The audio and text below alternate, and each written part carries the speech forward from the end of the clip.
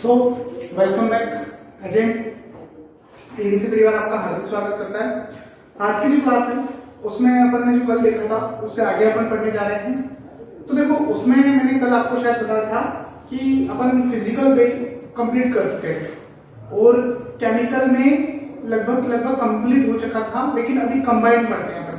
Combined में क्या क्या था मैंने आपको बोला था कि वो डिवाइसेस भी होते हैं और साथ साथ में उनके अंदर क्या होता है, केमिकल्स भी प्रेजेंट होता है। दैट मीन्स वो एक तरीके से फिजिकल भी है, साथ में उनमें क्या है कुछ ना कुछ प्रोडक्ट है जो कि क्या करता है, स्पर्मिसाइडल एक्शन है या स्पर्म को ज्यादा से होता है, ऐसी चीजें कुछ उसमें भी अवेलेबल है। तो कंबाइंड में देखो इसमें कुछ खास जाएगी, इसलिए अपन थोड़ा सा इसको डिस्कस कर लेते हैं। इसमें मैंने आपको 3 नाम बताए थे। पहला था डायफ्राम, एक तो डायफ्राम बताया था मैंने आपको, एक मैंने आपको बोला था कि वेजाइनल स्पंज, और एक मैंने आपको बोला था डच कैप है ना। ये 3 चीजें थी।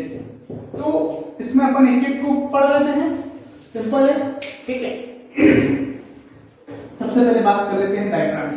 देखो डायफ्राम क्या है कि कुछ इस तरीके का आता है, एक ये इस तरीके से और इसे ये इस तरीके का आता है।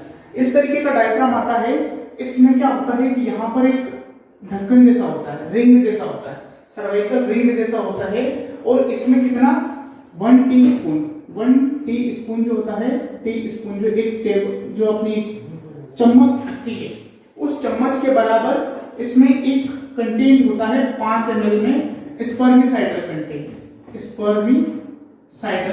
कंटेंट होता है, जो क्या करता है स्पर्म को मार देता है, स्पर्म को डेथ कर देता है, स्पर्मिसाइडल है ना, डेथ कर देता है उसकी।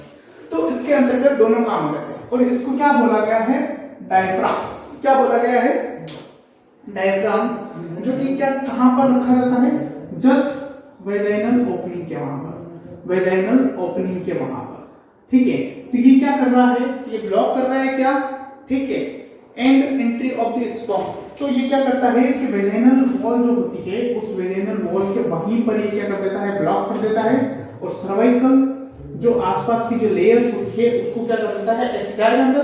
तो ये यहां से एक तो यहां से एंट्री होने के चांसेस रहते हैं, तो ये यहां से क्या होता है, ऐसे रहता है। तो ये यहां पर इसमें कंटेंट होता है स्पर्मिसाइडल, जो कि एक तो उसको मार देगा और एक ये यहां से ब्लॉक भी कर देगा। तो ये 2 काम करता है, ठीक है। कितना टेबल स्पून होता है, तो 1 टेबल स्पून, कितना 1 table spoon is used, 1 table spoon that is लगभग 5 ml के आसपास।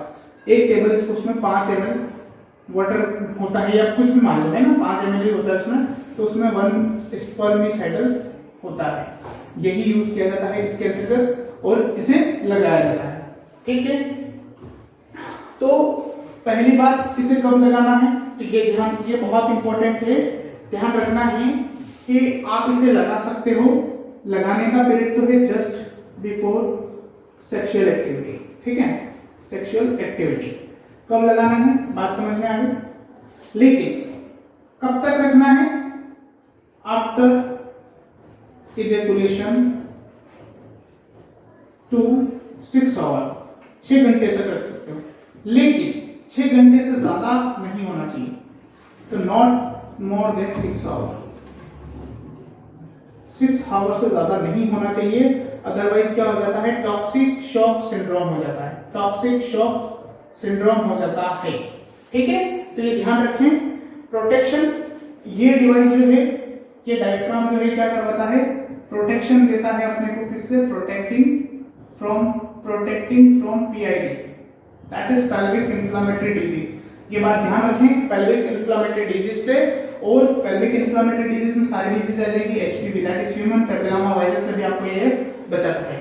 तो ये किसके बराबर, डायफ्राम की बात हो गई, है ना, समझ गए, सिंपल है। कितना यूज किया जाता है, तो 5 ml, कितने के बराबर, 1 टेबल स्पून का मतलब 1 चम्मच के बराबर क्या यूज किया जाता है, स्पर्मिसाइडल, जो कि क्या करता है, स्पर्म को मारता है, ठीक है। कहां लगाया जाता है, तो just opening at the vagina, वहां पर लगाया जाता है। तो क्या करता है, ब्लॉक कर देता है स्पर्म को, और एक और क्या करता है, उसे एंट्री करने और साथ में उसको मार देता है, ठीक है। उसके बाद एक और था वेजाइनल स्पंज, स्पंज इसे अपन बोलते हैं वेजाइनल स्पंज, जिसे ये अभी जो मार्केट में जो अवेलेबल है वो टुडे के नाम से आता है। किसके नाम पे आता है? टुडे के नाम से। इस ब्रांड नेम है, क्या नाम है? ब्रांड नेम है, जो कि इस नाम से यूज किया जाता है। ये एक सर्वाइकल बैरियर मेथड है, मतलब कहां पर लगाया जाएगा? लगभग सर्विक्स के आसपास लगाया जाएगा। तो ये क्या करता है? ये क्या करता है कि ये ब्लॉक करता है एक तरीके से। तो इसको भी क्या करते हैं कि ये भी ब्लॉक करता है। और ये किससे बना रहता है? तो पॉलीयूरेथ्रन आता है, एक कंटेंट आता है प्लास्टिक जैसा, जिसे बोलते हैं पॉलीयूरेथ्रन, यूरेथ्रीन। ठीक है, 5.2 इंटू 2.5 के लगभग इसकी साइज होती है। कितनी? 5.2 और 2.5 के आसपास, क्योंकि इस तरह मेरे को इसका याद नहीं रहता था। 2.5 इस हाफ तो है, लेकिन इसको ऐसे याद रखोगे ज्यादा याद रहेगा। इसका उल्टा, इसका सीधा। ठीक है, तो ये इस तरीके से इस कंटेंट का बना हुआ रहता है। ये क्या करता है कि स्पर्म को जाने से रोकता है। और ये जो स्पंज, एक स्पंज बना होता है, ये स्पंज जो है पूरी तरीके से सेचुरेटेड का मतलब होता है गीला होना। क्या होता है? गीला हुआ रहता है। सेचुरेटेड का मतलब गीला। और किससे गीला हुआ रहता है? गीला मतलब पानी, समझ रहे हैं? पानी की तरह गीला रहता है ना। एक स्पर्म लीजिए, स्पंज, उसको पानी में भिगोइए, अब वो जैसा दिखता है वैसे ये सेचुरेटेड रहता है। किससे? ये सेचुरेटेड रहता है विथ स्पर्मिसाइडल कंटेंट। उस स्पर्मिसाइडल कंटेंट से ये क्या रहता है? पूरी तरीके से सेचुरेटेड रहता है। तो आप बताओ, ये अगर लगाएंगे तो स्पर्म भी नहीं जाएगा और साथ में स्पर्मिसाइडल इसमें कंटेंट रहेगा, तो ये क्या कर देगा? स्पर्म को मार भी देगा। कितना होता है? तो लगभग 1 ग्राम के आसपास, और इससे अपन अपनी भाषा में बोले तो 1000 मिलीग्राम के आसपास। 1000 मिलीग्राम के आसपास इसमें क्या होता है? स्पर्मिसाइडल होता है। और वो क्या होता है? तो वो होता है नॉन ऑक्सिनोल 9 होता है। जो क्या होता है? स्पर्मिसाइडल होता है। कितना होता है? लगभग 1 ग्राम या 1000 मिलीग्राम के आसपास होता है, जो कि क्या करता है? सेचुरेटेड कर देता है पेड़ को, और उस पेड़ को लगाया जाता है, दैट इज स्पंज को, उसको लगाया जाता है कहां पर? सर्वाइकल एरिया में। और जब सर्वाइकल एरिया में लगाते हैं तो ये क्या करता है? सर्वाइकल ब्लॉकेज करता है। और जब सर्वाइकल ब्लॉकेज करता है तो सबको पता है कि कहीं ना कहीं वो पूरी तरीके से स्पर्म से प्रोटेक्शन दे रहा है। अब पहली बात तो ये, अब जब ये बोल रहा है सेचुरेटेड, तो अब बताओ, इसको सबसे पहले लगाने से पहले अपने को गीला करना पड़ेगा। क्या गीला करना पड़ेगा? बिल्कुल गीला करना पड़ेगा, क्योंकि सेचुरेटेड विद स्पर्मिसाइडल बोल रहा है। ठीक है, उसके बाद सेम क्राइटेरिया इसका भी है। जस्ट बिफोर, कब लगाना है? जस्ट बिफोर सेक्सुअल एक्टिविटी आप इसे लगाइए। कब तक लगा सकते हो? 6 घंटे तक।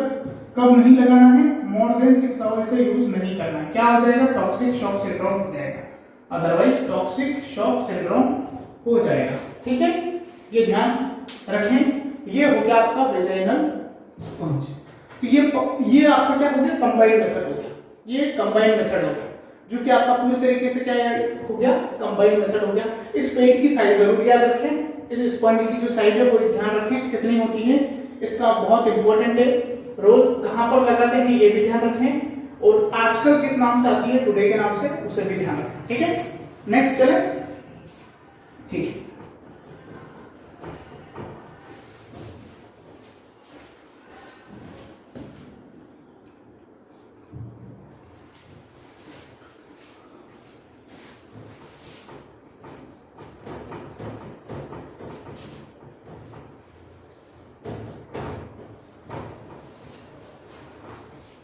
ठीक है। सो नेक्स्ट की तरफ मूव करते हैं। नेक्स्ट में देखिए अपन, अब बात आती है डायरेक्ट हार्मोनल मेथड की। हार्मोनल मेथड में देखो, मैंने आपको पहले ही बोला था ओसीपी आती है। ठीक है, ओरल कॉन्ट्रासेप्टिव पिल आती है, इंजेक्टेबल फॉर्म में आती है। इंजेक्टेबल मैंने बोला था कि इंजेक्शन लगाते हैं। ओसीपी आती है, इंजेक्टेबल होती है। स्किन पेच आते हैं, स्किन में लगा दीजिए। ठीक है, उसके बाद एक तो स्किन पेच हो गए, एक इंजेक्टेबल हो गई, एक जो खास मेन जो चीजें हैं वो तो यही हैं। उसके अलावा भी बहुत सारी आएगी, वो अपन देखते हैं। ठीक है,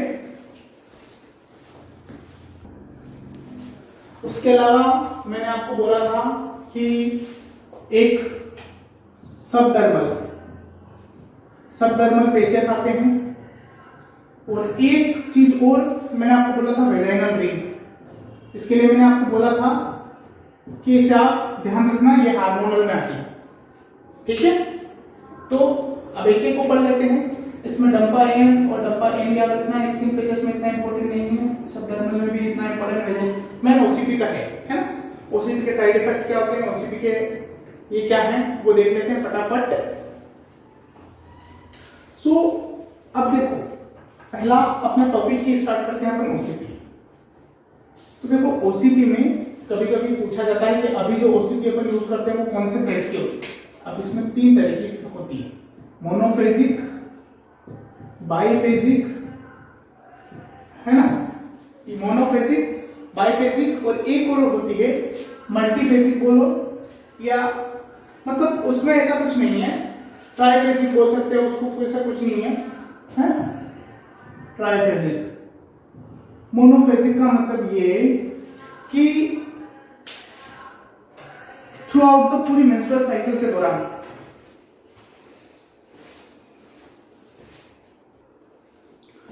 तो जो मोनोफेजिक है, इस मोनोफेजिक का मतलब होता है कि सेम अमाउंट ऑफ एस्ट्रोजन और प्रोजेस्टेरोन रिलीज करती है। उसके बाद बाइफेजिक होता है, कभी एस्ट्रोजन कभी ज्यादा, कभी प्रोजेस्टेरोन ज्यादा, शुरू के 7 दिन एस्ट्रोजन ज्यादा, उसके बाद प्रोजेस्टेरोन ज्यादा, ठीक है। और ट्राइफेजिक में क्या होता है कि एस्ट्रोजन और दोनों को आपस में एक दूसरे से चेंज कर दिया जाता है। तो ये एक तरीके से क्या हो गया, आपका तीनों फेज हो गई। अब देखो मोनोफेजिक का मतलब अभी जो यूज करते हैं माला एन और माला डी जो आती है, माला एन, क्या बोला मैंने, माला एन और माला डी। देखो ये माला तो नाम रखा गया है, इस माला का फुल फॉर्म पढ़ लेना, बहुत इंपॉर्टेंट है, ठीक है।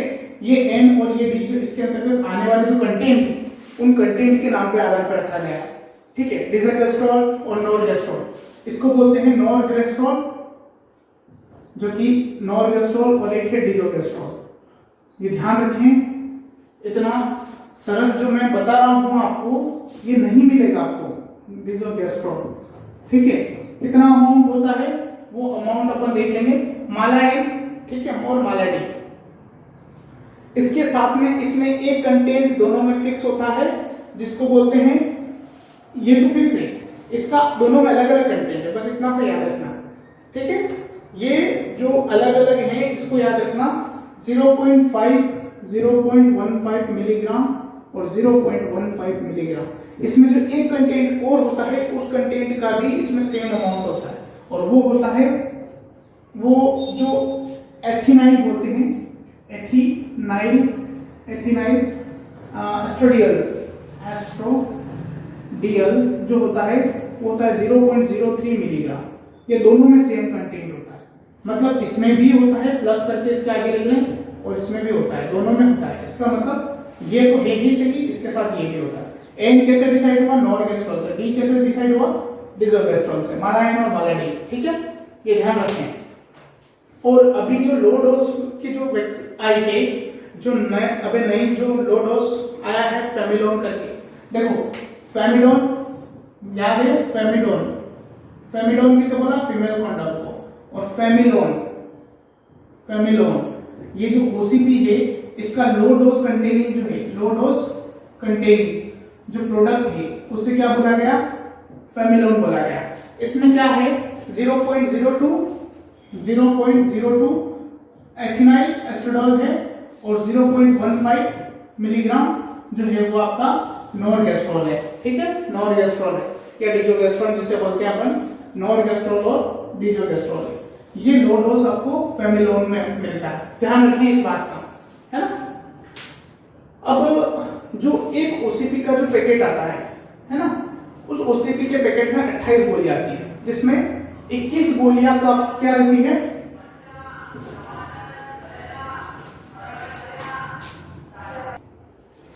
तो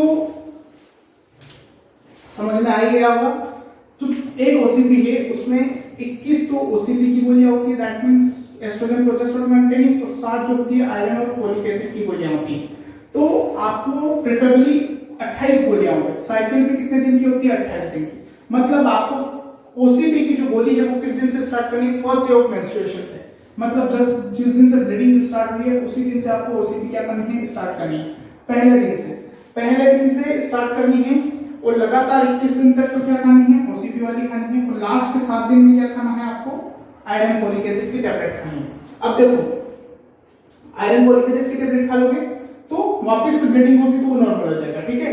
अब ध्यान रखें, अगर इसमें से आप एक भी दिन चूक जाते हैं, मतलब अगर आप भूल जाते हैं कि गोली खानी है कि नहीं खाई, अगर आप एक दिन भी भूल जाते हैं तो इस ओसीपी को आप क्या करते हैं, अवॉइड कर दें, ओसीपी के खाने को अवॉइड कर दें और उसकी जगह क्या करें, दूसरा जो आपका पैकेट है उस पैकेट को हटा दीजिए और दूसरा कॉन्ट्रासेप्टिव यूज कीजिए। दूसरा कॉन्ट्रासेप्टिव का मतलब क्या,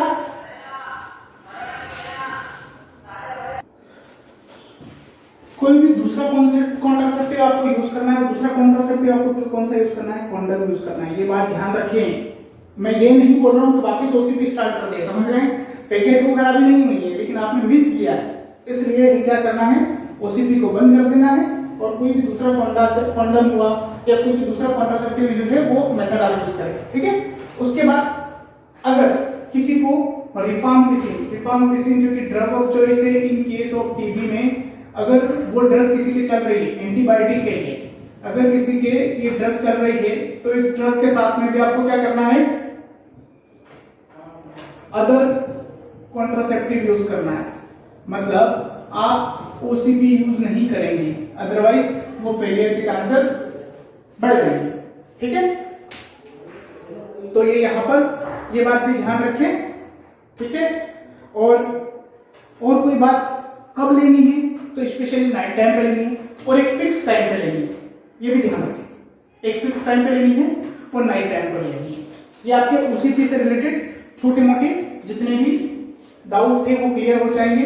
अब बात करिए आगे, इसमें से आपको क्वेश्चन देखने को मिलेंगे। आप लास्ट में जब एग्जाम हो जाए तब मैं आपको बताऊंगा, जब आप पेपर देखूंगा तब आपको पता पड़ जाएगा कि इसमें से कहां से क्वेश्चन आया है ना। अभी आपको क्लास थोड़ी बोरिंग लगेगी लेकिन जब पेपर आएगा सामने तब खबर पड़ेगी, ठीक है। उसके बाद देखो ओसीपी के साइड इफेक्ट क्या क्या हैं।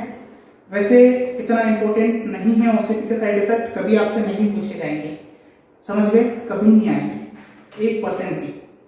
लेकिन कुछ चीजें हैं कि ओसीपी की कॉन्ट्राइंडिकेशन ध्यान रखें आप लोग।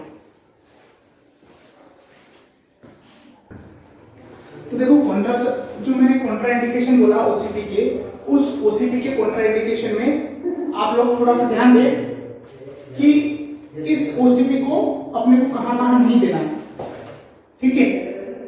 आप थोड़ा आवाज नहीं करोगे क्या, ठीक है।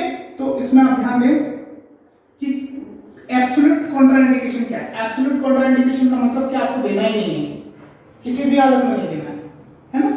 तो ध्यान रखें मैलिग्नेंट, ये जो अब देखो ध्यान रखना, मैलिग्नेंट ब्रेस्ट कैंसर, क्या मैलिग्नेंट ब्रेस्ट कैंसर है तो उसमें आपको नहीं देना है। मैलिग्नेंट ये कौन सा जेनेटल कैंसर है तो भी नहीं देना है। अरे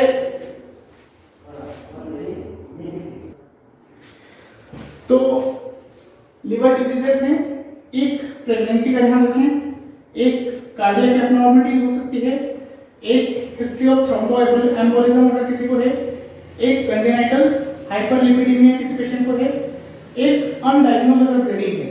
ये आपके एब्सोल्यूट कॉन्ट्राइंडिकेटेड, वो याद हो या नहीं हो कोई मतलब नहीं है, ये याद करने हैं, ठीक है। ये 8 ही चीजें हैं, कितनी हैं 8, और ये 8 की 8 याद होनी चाहिए, ठीक है। ये ध्यान रखें क्योंकि अगर आप नहीं ध्यान देंगे तो क्या हो जाएगा, प्रॉब्लम आ जाएगी, क्रिएट हो जाएगी। अब आपको ध्यान रखना है कि इसके कुछ इफेक्ट आते हैं। आप ओसीपी लेते हो ना तो 2 बातें ध्यान रखनी है। आपको एक तो महिला का पेट स्मीयर करवाते रहना है क्योंकि सर्वाइकल कैंसर के चांसेस बढ़ाता है, ठीक है। उसके साथ साथ में आपको क्या करना है, ब्रेस्ट सेल्फ एग्जामिनेशन भी करना है। ब्रेस्ट सेल्फ एग्जामिनेशन बीएससी जैसे बोलते हैं, नहाते समय एक निश्चित समय पर हर, ठीक है, हर दिन करते हैं और कहां से कहां तक एंटी क्लॉकवाइज रीजन में आपको क्या करना है, ब्रेस्ट को पाल्पेट करते हुए देखना है कहीं पे लंप वगैरह तो नहीं है। इसको बोलते हैं ब्रेस्ट सेल्फ एग्जामिनेशन। ऐसे एक हाथ को ऊपर उठाना है, एक दूसरे हाथ से आपको ऐसे एंटी क्लॉकवाइज, जैसे घड़ी कैसे चलती है आप सबको पता है, ऐसे चलती है तो आपको इस तरीके से, इस तरीके से, किस तरीके से, जैसे घड़ी कैसे चलती है, 1 है 2 है 3 है 4 है, इस तरीके से घड़ी चलती है, तो आपको इस तरीके से लेना है, यहां से ही, ठीक है। तो ध्यान रखें और ये सारी चीजें आपको याद रखनी है। इसमें आपके ये कंप्लीट हो जाता है ओसीपी से रिलेटेड। अब इंजेक्टेबल में जो फॉर्म आता है ये आप लोग ध्यान रख लेना, अच्छे से याद कर लेना। एब्सोल्यूट कॉन्ट्राइंडिकेशन क्या है क्या नहीं है, क्योंकि एब्सोल्यूट कॉन्ट्राइंडिकेशन से क्वेश्चन पूछा जाएगा, है ना, ध्यान रखना। इनको याद नहीं करना है रिलेटिव को। रिलेटिव का मतलब होता है कि कुछ साथ में, अब साथ से कोई मतलब नहीं, एब्सोल्यूट को याद करो, बाकी सब रिलेटिव ही, ठीक है। उसके बाद इंजेक्टेबल फॉर्म, इंजेक्टेबल फॉर्म मैंने आपको बता दिया है कि डंपा और नेटिंग करके आता है, डीएमपीए, डीएमपीए और नेटिंग दो नाम हैं, याद रख लेना इनको, ठीक है। नेट इन करके और डंपा आता है, दोनों ही बहुत इंपॉर्टेंट है। इसका जो कंटेंट होता है वो 150 का होता है, इसका जो कंटेंट होता है वो 200 का होता है। नेटिंग 200, डंपा 150, ऐसे याद रखना, डंपा 150 और नेटिंग 200, ठीक है। अब ये ध्यान रखना है कि ये ml में आता है, मिलीग्राम में नहीं आता है, ठीक है। मिलीग्राम पर ml आता है, IM लगाना है, ये भी मिलीग्राम पर ml IM लगाना है, ठीक है, ये ध्यान रखें। अब ये इफेक्टिवनेस 3 महीने की भी हो सकती है, 2 महीने की भी हो सकती है, बहुत ज्यादा भी हो सकती है, ठीक है। 3 साल के भी आते हैं, 5 साल के भी आते हैं, तो ये ध्यान रखें। मैक्सिमम इसकी 3 महीने की होती है, वो इम्प्लांट करवाना वो एक अलग बात है, और ये 2 महीने के लिए होता है। अब इसमें क्या क्या होता है तो आपको पता होना चाहिए, इसके नाम से ही पता पड़ रहा है, डिपोट, मिथोट्रेक्सी, प्रोजेस्टेरोन, ठीक है, एसिडेट करके आता है, डिपोट, मिथो, दैट इज डिपोट, मेट्रोक्सी, लिखो डिपोट, मेट्रोक्सी, प्रोजेस्टेरोन, एसिडेट, और एक नेटिंग का लिख लो, नोर एथिस्टेरोन इनेंटेट, इनेंटेट, नोर, इसका याद रख लेना, नोर, ठीक है, नोर एथिस्टेरोन, एथिस्टेरोन इनेंटेट, ठीक है, ये इसका नेटिंग का। और इसका तो आपको पता है, पढ़ी गया, डिपोट, मेट्रोक्सी, प्रोजेस्टेरोन, एसिटेट, ठीक है, ये याद रखें, ये बहुत इंपॉर्टेंट है। साइड इफेक्ट इसका क्या होता है, इरेगुलर ब्लीडिंग वगैरह नॉर्मल चीजें हैं, हो जाती हैं। सबडर्मल प्लांट, सबडर्मल प्लांट में नॉर प्लांट आता है, और नॉर प्लांट 6, एक तो सिलास्टिक की रोड आती है, 2 सिलास्टिक रोड आती है, एक में 3 साल के लिए और एक में 2 साल के लिए, एक में 75 mg लिवोनोर्गेस्ट्रोल आता है और एक में 35 mg लिवोनोर्गेस्ट्रोल आता है, ठीक है, ये याद रखें। उसके बाद वेजाइनल रिंग, देखो आप समझ ही लो, इतना पढ़ाया है तो थोड़ा सा और देख ही लो,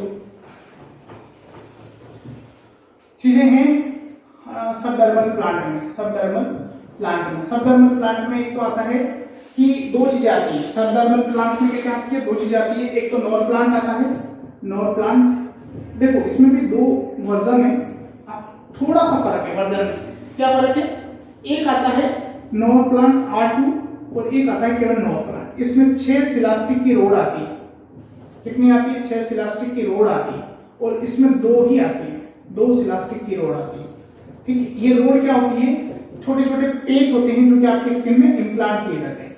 इसमें जो होता है 35 मिलीग्राम लिवोनोर्गेस्ट्रोल, LNG बोलते हैं, लिवोनोर्गेस्ट्रोल होता है, नोर्गेस्ट्रोल होता है, और इसमें 75 मिलीग्राम लिवोनोर्गेस्ट्रोल होता है, नोर्गेस्ट्रोल होता है, ठीक है।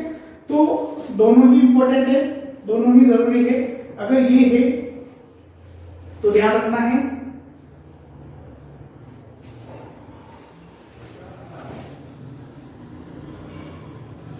ठीक है, तो अगर ये है तो भी ध्यान रखना है और ये है तो भी ध्यान रखना है। ये कितने साल के लिए आप लोगों को पता पड़ रहा होगा कि 6 रोड है तो ज्यादा समय के लिए चलेगी, फिर 5 साल के लिए, और 2 रोड है तो कम समय के लिए चलेगी, तो 3 साल। ठीक है, तो देख लो ये यहाँ पर आपका क्या हो जाता है, सबडर्मल प्लांट भी खत्म हो जाता है। अब सबडर्मल प्लांट के बाद में आती है एक ही बचा है केवल वेजाइनल रिंग करके, और वेजाइनल रिंग जो देख लो, वेजाइनल रिंग जो है ये क्या किया जाता है, डीप वेजाइना में इंसर्ट किया जाता है, और इंसर्ट करने के बाद इसको क्या किया जाता है, कब इंसर्ट किया जाता है, तो इंसर्ट टाइमिंग क्या है, इंसर्ट की जो टाइमिंग है वो टाइमिंग क्या है, just after bleeding phase, after bleeding phase के बाद में किया जाता है, और 3 वीक के लिए रखा जाता है, और उसके बाद में बिफोर निकाल लेना कब है, before to the bleeding phase, before to the bleeding phase से पहले इसको क्या करना है, निकाल लेना है, तो ये काम करेगी। ठीक है, उसके बाद में आप बात कर लेते हैं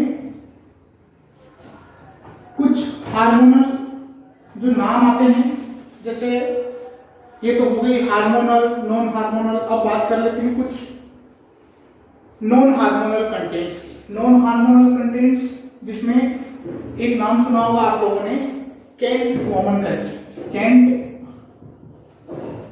कॉमन। ये जो नाम है ये बहुत इंपॉर्टेंट है, ये नॉन हार्मोनल है, एक बात ध्यान रखें, नॉन स्टीरॉयडल है, नॉन हार्मोनल है, नॉन स्टीरॉयडल है, दोनों ही चीजें ध्यान रखें, नॉन हार्मोनल, नॉन स्टीरॉयडल। ठीक है, ओसीपी है, ओरल कॉन्ट्रासेप्टिव पिल है ये भी, लेकिन इसमें हार्मोन नहीं होता। ठीक है, उसके बाद इसमें जो कंटेंट होता है उस कंटेंट का नाम होता है ऑर्मेलोजेफाइन। क्या नाम होता है, ऑर्मेलोजेफाइन। ठीक है, ऐसे याद रख लेना 3 वर्डों में, जेफाइन, मेलो और यानी कि ऑर्मेलोजेफाइन। ठीक है, कितना होता है, 30 मिलीग्राम होता है। मतलब देखो इसका नाम क्या क्या है, इसमें जो ब्रांड नेम जो आते हैं, एक तो आता है सहेली, क्या आता है, सहेली, एक आता है छाया, एक आता है सहेली और एक आता है छाया, इसके ब्रांड नेम है। ठीक है, और इसमें जो टेबलेट होती है, उसमें इस टेबलेट का एक टेबलेट में 30 मिलीग्राम का कंटेंट होता है, एक टेबलेट में। ठीक है, वीक में आपको कितनी देनी है, 2 देनी। कौन सी दोगे, तब 2 देनी है आपको, 1 इन ए वीक। देखो 2 देनी है एक वीक में, सहेली को कितनी बार देना है, 2 बार, लेकिन 1 से वीक एक 30 मिलीग्राम की टेबलेट एक इसकी आती है छाया की, उसको क्या करना है आपको 1 से वीक, एक वीक में एक बार, 1 से वीक। ऐसा क्वेश्चन आता है कि 1 से वीक के नाम से कौन सी टेबलेट आती है, तो छाया आती है। कौन सी आती है, छाया, याद रखेंगे, 1 से वीक के नाम से टेबलेट छाया आती है। ठीक है, अब मुझे ये बताओ कि जो क्रूड प्रेगनेंसी रेट है, क्या उसका कॉन्ट्रासेप्शन से कोई संबंध है? जी बिल्कुल संबंध है।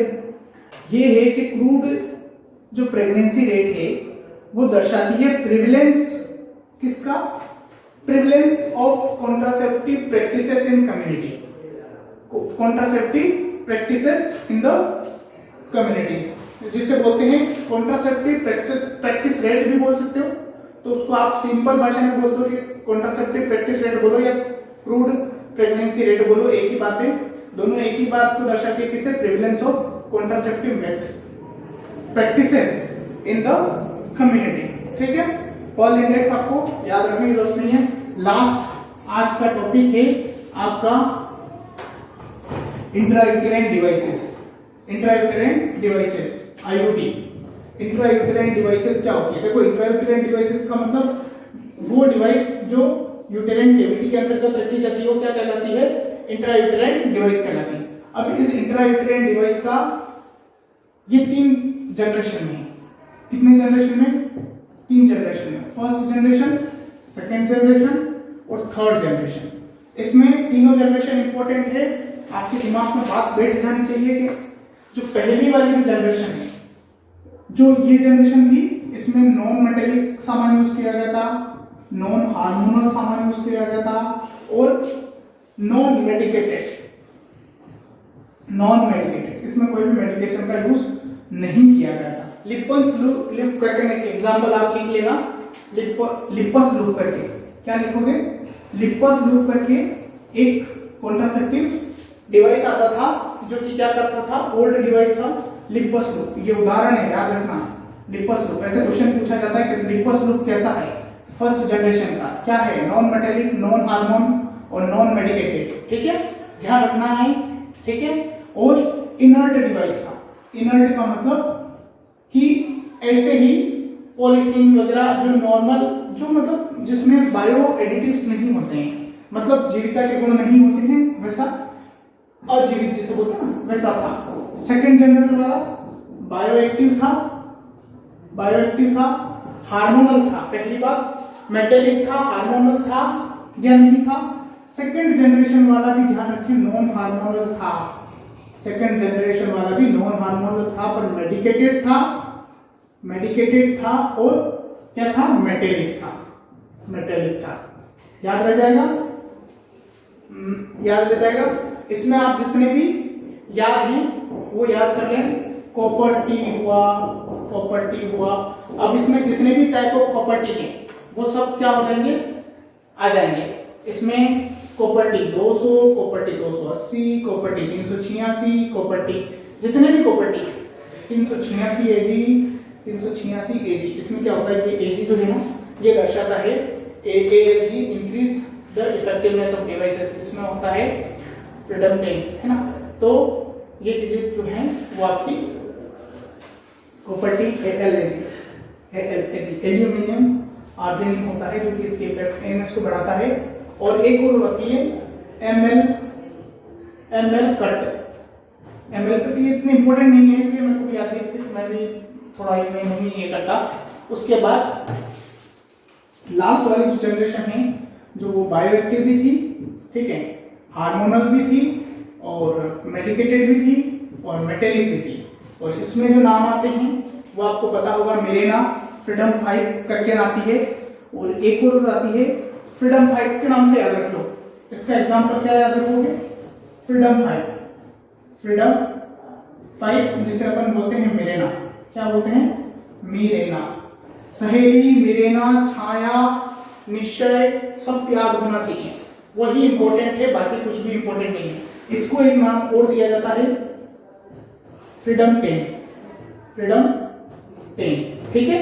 इससे मतलब नहीं है क्या है क्या नहीं है, उसको छोड़ दो, फ्रीडम 10, ठीक है। अब देखो कॉपर टी कुछ इस तरीके की आती थी, इस तरीके, ठीक है। कॉपर टी कुछ इस तरीके की आती थी। अब ये अपन बात करें फीमेल जेनेटेरिया की, तो ये कुछ इस तरीके से होता है ना। ये यहाँ पर इसका ओपनिंग होती है, ये यहाँ पर इसकी ओपनिंग होती है। अब ये क्या करता है, जैसे ये है, ये इस तरीके से कुछ इस तरीके से फिट हो जाती है, ठीक है। तो अब ये फिट हो गई, तो यहाँ से जब कोइटस इंटरप्शन होगा और ऐसे स्पर्म जाएगा, तो बताओ स्पर्म इसको आगे जाने, स्पर्म को ये आगे जाने देगी, नहीं जाने देगी, ठीक है। एक तो ये कॉपर है, तो ये क्या करती है कि कॉपर की वजह से इसको स्पर्मिसाइडल होता है, कॉपर स्पर्मिसाइडल होता है, तो ये क्या कर देता है, स्पर्म को मार देता है। साथ ही साथ इसके साथ में स्पर्मिसाइडल कंटेंट भी होता है, तो ये हो जाता है। उसके बाद इसका जो प्लेसमेंट है, वो प्लेसमेंट प्रॉपर तरीके से हुआ है कि नहीं हुआ है, उसके लिए अपने को क्या करवाना पड़ेगा, या तो एक्सरे करवाओ या यूएसजी करवाओ, दोनों में से एक ही काम है। कंफर्मेशन ऑफ प्लेसमेंट ऑफ इसका प्लेसमेंट देखने के लिए कैसे पता करेगा, ठीक है। इसके साथ में एक वायर आता है, अगर उस वायर, उसका मतलब वायर बोलो तो थ्रीड बोलते हैं, क्या बोलते हैं, थ्रीड बोलते हैं। उसकी जो नॉर्मल लंबाई होती है 3.5 से 4 सेंटीमीटर तक होती है। अगर ये इससे बढ़कर ज्यादा हो जाती है, ठीक है, अगर ये इससे बढ़ करके ज्यादा हो जाती है, तो ये भी एक तरीके को दर्शाता है कि ये जो है क्या हो गई है, डिस्प्लेसमेंट हो गई। अगर इससे ज्यादा हो जाए तो उसको भी क्या दर्शाती है, डिस्प्लेसमेंट को। अब देख लो, ये जो इतना मैंने रामायण करी है ना, ये इसलिए करी है क्योंकि यहां से क्वेश्चन आता है यहाँ की confirmative diagnosis for the placement of copper T. क्या आप पता लगेगा कि प्रॉपर तरीके से प्लेसमेंट हो चुकी है, तो आपको क्या करवाना है, एक्सरे करवाना है। उसके बाद थ्रेड की लंबाई, डिसलॉजमेंट का मतलब वहां से हट चुकी है, तो उसकी इसकी लेंथ बढ़ेगी कि घटेगी, तो इसकी लेंथ बढ़ेगी। कितनी होगी, 3.5 सेंटीमीटर से 4 सेंटीमीटर या 5 सेंटीमीटर तक चला जाएगा वो थ्रेड। इसके साथ में धागा आता है बंधा हुआ, तो धागे की क्या हो जाती है, लंबाई बढ़ जाती है। ठीक है, ये यहाँ पर भी इंपॉर्टेंट है। और ये इसके अंतर्गत बेरियम आता है, जो कि आप बेरियम सल्फेट, जो कि अपन कभी भी एक्सरे या यूएसजी करवाते हैं तो उसके लिए देखने के लिए जो काम आता है वो आपको दिख जाएगा। ठीक है, उसके बाद इसमें और कुछ बताना है क्या, मेरे को ऐसा लगता नहीं है कि इसमें और कुछ बचा है, तो शायद ये आपका यहाँ पर कंप्लीट हो जाता है। लेकिन अब इससे रिलेटेड छोटे मोटे टॉपिक बच जाते हैं, जैसे साइड इफेक्ट ऑफ आईओडी कब लगानी है ना, इतनी छोटी मोटी चीजें जो बच जाती है वो ध्यान देनी है। उससे इंपॉर्टेंट क्वेश्चन कभी बनता है जैसे साइड इफेक्ट है ना, साइड इफेक्ट की बात कर रहे हैं। साइड इफेक्ट तो मोस्ट क्वेश्चन यहां से बनता है 101% कि most common side effect of IOD क्या है, most common side effect of IOD, side effect of IOD का मोस्ट कॉमन साइड इफेक्ट क्या है, तो आपको पता होना चाहिए ब्लीडिंग होता है। क्या होता है, ब्लीडिंग। और second most common side effect क्या है, वो होता है पेन। क्या होता है, पेन। अब आप लोग बोल रहे होंगे सर पेन क्यों नहीं होता, तो ब्लीडिंग होने के बाद में पेन होता है। ठीक है, और most common side effect of IOD, ये है आईओडी। अब आपको पूछा जाए कि most common cause for removal of IOD, मतलब अगर आईओडी को निकालना है तो इसके लिए मोस्ट कॉमन कॉज क्या है, तो यहां पर आपको क्या लिखना है, पेन, और सेकंड लिखना है ब्लीडिंग। ठीक है, पेन ज्यादा होगा तो आपको क्या लिखना है, यहां पर मोस्ट कॉमन ये रहेगा और ये सेकंड मोस्ट कॉमन है। ठीक है, ध्यान रखोगे दोनों क्वेश्चन, हम जस्ट अच्छे से समझ में आ गए होंगे कि इसमें बहुत रेयर चांस में निकालते हैं, इसमें तो निकालना ही है पेन में। तो ठीक है, अब उसके बाद मैनेजमेंट क्या करना है, अगर ब्लीडिंग हो रही है तो उसको बोलना है कि कोई बात नहीं, ब्लीडिंग होती है, कोई दिक्कत नहीं। आपको क्या करना है, आपको देना है उसको फेरस सल्फेट की टेबलेट। कितनी टेबलेट देनी है फेरस सल्फेट की, 200 मिलीग्राम की। टीडीएस कितने दिन के लिए, कम से कम 1 से 2 महीने के लिए। इफ ब्लीडिंग परसिस्टेंट, अगर लंबे समय से ब्लीडिंग बनी रहती है तो आपको क्या करना है कि उस ब्लीडिंग को बनी रहने के बाद में आपको मोस्ट कॉमनली पेन एसोसिएटेड होगा, और उसके बाद आपको उसको क्या करवाना है, रिमूव करवा लेना है। ठीक है, अब इसके अलावा और कोई बचता है क्या चीज, यहां से इंपोर्टेंट क्वेश्चन मैंने निकाल लिए हैं। रीएश्योरेंस, ध्यान रखिए, ब्लीडिंग के बाद आपको रीएश्योर करना है, पेशेंट को रीएश्योर करना है, पेशेंट रीएश्योरेंस इज इंपॉर्टेंट। ध्यान रखना, ये क्वेश्चन एग्जाम में आएगा कि अगर ब्लीडिंग हो रही है face after the insertion of IUD, तो आपको क्या करना है, पेशेंट को रीएश्योरेंस देना है। बस इतने से ज्यादा आपको ध्यान रखना है, और इतना इंपॉर्टेंट है कि सबसे ज्यादा क्वेश्चन पूछे जाते हैं। फिर उसके बाद पूछा जाता है कि आईओडी को इंसर्ट कब करना है, बेस्ट टाइम कब है, तो विद इन द 10 डेज, 10 दिन के अंतर्गत कौन सी साइकिल की, शुरू के जो 10 दिन होते हैं, जितना हो उतना तो एक काम करें कि ब्लीडिंग फेज में ही आप क्या करें, बेस्ट टाइम पूछा तो ब्लीडिंग फेज। और अगर उससे ऐसा कुछ नहीं दिया हुआ है तो आपको क्या लिखना है, क्या बोलना है, bleeding phase best time, best bleeding. ठीक है, बी का ब्लीडिंग। और अगर ये नहीं हो बेस्ट, तो फिर आपको क्या देना है, with in 3 days, with in 10 days, 10 दिन के अंतर्गत आपको ये करवा लेना है। ठीक है, सो ये यहां पर आपका खत्म हो जाता है पूरी तरीके से क्या, कॉन्ट्रासेप्शन। अब आपको छोटी मोटी चीजें बची है, उतना इंपॉर्टेंट नहीं रखती है, मायने नहीं रखती है। ठीक है, मोस्ट एंशियल, मोस्ट प्रेफरेबल, ट्यूबेक्टोमी, फेमेक्टोमी, वो तो मतलब ही नहीं देख सकते। ठीक है, surgical hook most common complication. एक मैंने आपको बोला था एनएसवी के बारे में, नॉन स्काल्पल वेसेक्टोमी 1992 में आई थी, है ना। ठीक है, नॉन स्काल्पल इसको बोलते हैं की होल वेसेक्टोमी, की होल वेसेक्टोमी, है ना, वेसेक्टोमी। अब इस चीज से रिलेटेड एक बात याद रख लो, इसका मोस्ट कॉमन जो साइड इफेक्ट होता है वो होता है स्क्रोटल हेमेटोमा। स्क्रोटल हेमेटोमा क्या होता है? Scrotal haematoma. स्क्रोटल हेमेटोमा क्यों? क्योंकि स्क्रोटल हेमेटोमा में इसमें की होल, छोटा सा होल करके अपन क्या करते हैं, वास डिफरेंस को क्या कर देते हैं, कट कर देते हैं, और कट करने की वजह से फिर वहां पर छोटी मोटी थोड़ी थोड़ी ब्लीडिंग या फिर उजिंग होती रहती है, और उस उजिंग की वजह से क्या होता है, उजिंग की वजह से क्या होता है, स्क्रोटल खुला हुआ लगता है। ठीक है, तो ये यहाँ पर आपका खत्म हो जाता है। Thank you. आगे की क्लास अपन कल देखेंगे। आप लोग अच्छे से तैयारी करते रहें। ठीक है, उसके बाद कभी आपसे क्वेश्चन पूछ भी ले कि most common cause of vasectomy in India, failure of vasectomy, मतलब जो महिला पुरुष की जो एनएसवी है वो असफल क्यों हुई, तो हो सकता है कि वास डिफरेंस को खोजने में डॉक्टर के द्वारा गलती हो गई हो। ठीक है, ये मोस्ट कॉमन कॉज होता है मिस आइडेंटिफिकेशन, जिसे बोलते हैं अपन misidentification of was difference. ठीक है, अब उसके बाद अगर आप बोल रहे हो कि वास डिफरेंस कर रहे हैं, तो वास डिफरेंस के बाद आपको एक तो टी बैंडेज का यूज करना है, मतलब एनएसवी के बाद में टी बैंडेज क्यों, क्योंकि स्क्रोटल हेमेटोमा हो रहा है, तो आपको क्या करना है, टी बैंडेज का यूज करो ताकि स्क्रोटल हेमेटोमा कम पड़े। उसके बाद में पेनलेस सेफ होती है, और एक दो चीजें और याद रख लो कि उसके जो स्टिच लगाए जाते हैं वो 5वें दिन रिमूव कर दिए जाते हैं, बस इतना कुछ खास नहीं है। और एक क्वेश्चन भी आ सकता है कि एनएसवी करवाने के बाद में, एनएसवी करवाने के बाद में कब आदमी जो है वो क्या हो जाता है, जो है स्टेराइल हो जाता है। एनएसवी के कितने दिन बाद में पेशेंट जो है वो स्टेराइल हो जाता है, तो कितने इजैकुलेशन, 30 इजैकुलेशन, या तो यूं बोलो कि 30 इजैकुलेशन, यानी कि 30 इजैकुलेशन के बाद में, यानी कि सीमन का पेनिस के थ्रू बाहर निकलना। कितनी बार इजैकुलेशन का मतलब होता है पेनिस के थ्रू उसका सीमन का बाहर निकलना, कितने टाइम निकलेगा तब? 30 बार।